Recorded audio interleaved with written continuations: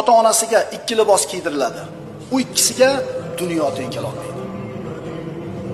Uni ota-onasi, "Bu bizlarga nima sababdan kiydirildi?" deb so'raydi. Ota-ona hayron, chunki bunchalik amal yo'q edi-da. Ularga farzandlaringiz Qur'onni o'rgangani sababli deyiladi.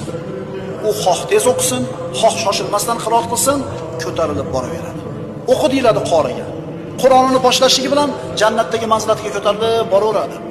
Oxirgi o'qigan oyatni to'xtatganda shu joy uni manzilati bo'ladi.